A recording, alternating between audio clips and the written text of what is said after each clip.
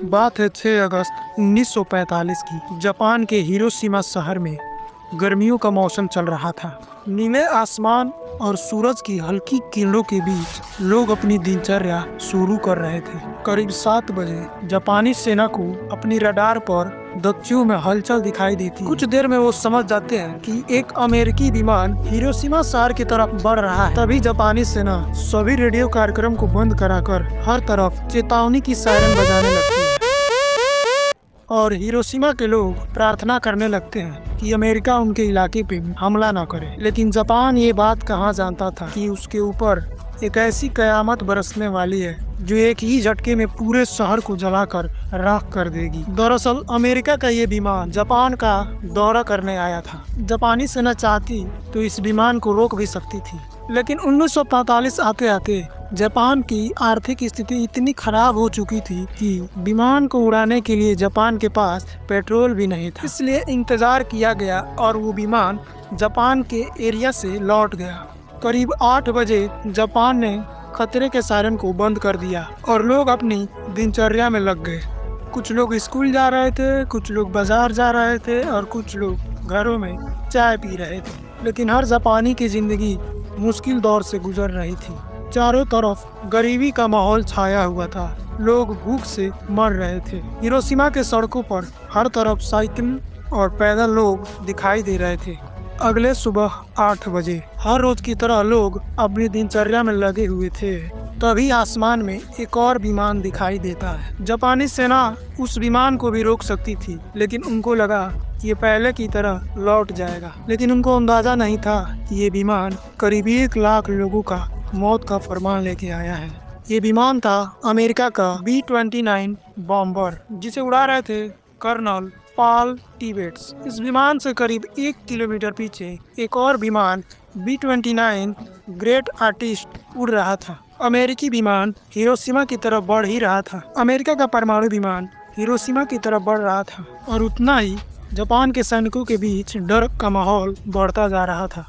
8:15 पर colonel Paul टिबेट्स एक button दबाते हैं और दुनिया की सबसे बड़ी तबाही जमीन की ओर गिरने लगती है। ये था 4 टन वजनी लिटिल बॉय नाम का दुनिया का पहला परमाणु बम। इस बम को हिरोशिमा के अओई ब्रिज पे गिराना था, लेकिन हवा इतनी तेज थी कि ये अपने लक्ष्य से 200 मीटर दूर सीमा सर्जिकल क्लिनिक की तरफ बढ़ने लगता है। करीब 43 सेकंड तक इस बम को नीचे गिरते हुए कई लोग अपनी आंखों से देखते, लेकिन लोग कुछ समझ पाते उससे पहले ही करीब जमीन से 600 मीटर ऊपर ये बम ब्लास्ट हो जाता है। आसमान में अचानक एक तेज रोशनी फटती है और जो लोग जमीन पर थे उनकी आंखें पलक झपकने से पहले ही जल जाती है और फिर एक जोरदार धमाका होता है। इसकी शक्ति 12,500 टन TNT के बराबर थी।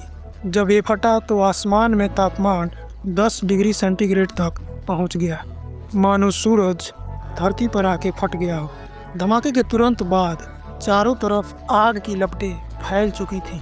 शहर के बीचों बीच सभी इमारतें जलकर राख हो गई थी। विस्फोट इतना खतरनाक था, करीब 15 किलोमीटर दूर तक घरों की खिड़कियां चकनाचूर हो गई थी। पलक झपकते हिरोशिमा की 2/3 इमारतें धराशायी हो गई। विस्फोट के चारों तरफ कई किलोमीटर तक आग की आंधी फैल गई। करीब 4000 डिग्री सेल्सियस की तापमान पर उठी ये आग पेड़ पौधे, जीव जंतु, जानवर और इंसान किसी को नहीं बख्शा और कुछ ही सेकंड में हिरोशिमा के 80,000 लोग जलकर भाप बन गए। रात के करीब 11 बजे एटम बम विस्फोट के कारण पैदा हुए बादलों की वजह से लगातार बारिश होने लगी। ये काली बारिश हो रही थी जिसमें गंदगी, धूल और रेडियो एक्टिव तत्व भरे पड़े थे। ये बारिश की पानी धरती पर जहाँ भी गिरती वो धरती जहरीली हो जाती। लेकिन प्यास से तड़प रहे कुछ लोगों ने इस पानी को पिया और चंद मिनटों में तड़प कर मर गए। जो लोग उन दिन बच गए वो धीरे धीरे रेडिएशन से तड़प कर मरने लगे। किसी को कैंसर हुआ तो कुछ लोग गलने लगे और किसी के आने वाली पीढ़ियां विकलांग होने लगे। धमाके के समय 80,000 लोगों की जान गई थी, जो एक साल में बढ़कर 1.5 लाख पहुंच गई।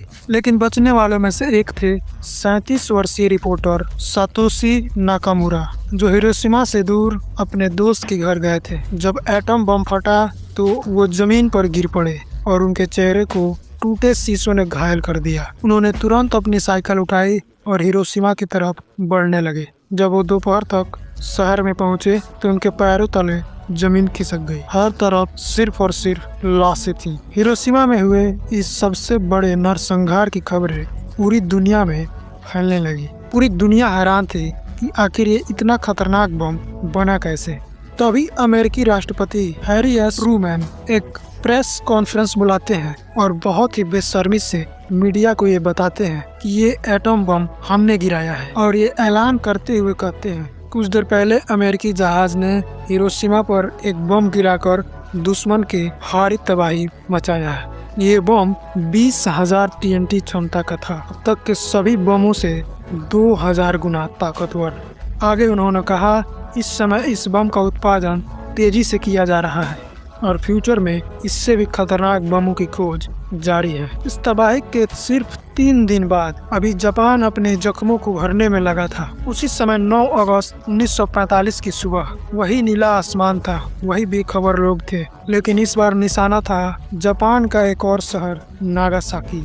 11:02 पर लेफ्टिनेंट कर्नल चार्ल्स स्वीनी ने जापान के शहर नागासाकी पर दूसरा परमाणु बम गिरा दिया। जैसे ही बम नीचे गिरा, पूरा आसमान और धरती काली धुआं और धूल में बदल गया। टेम्परेचर इतना बढ़ गया कि जैसे मानो सूर्य को धरती पे बुला लिया गया हो। इस धमाके ने अपने सैकड़ों किलोमीटर के रेडियस ने जलाकर सब कुछ खाक कर दिया। सैकड़ों लोग तुरंत भाप बन गए, जो जीवित बचे उनके चेहरे गल चुके थे। उधर राष्ट्रपति हैरी एस ट्रूमैन ने एक बार फिर प्रेस कॉन्फ्रेंस में कहा कि जापानियों को पता चल चुका होगा कि हमारा परमाणु बम क्या कर सकता है। अगर जापान ने अभी भी आत्मसमर्पण नहीं किया तो हम और हमले करेंगे। 8 अगस्त को सोवियत यूनियन की तरफ से जापान के विरुद्ध मोर्चा खोल देने पर जापान के सामने कोई चारा नहीं बचा, और इस दूसरे हमले के 6 दिन बाद जापान ने अमेरिका के सामने आत्मसमर्पण कर दिया। वीडियो अच्छी लगी हो तो सब्सक्राइब जरूर कर देना।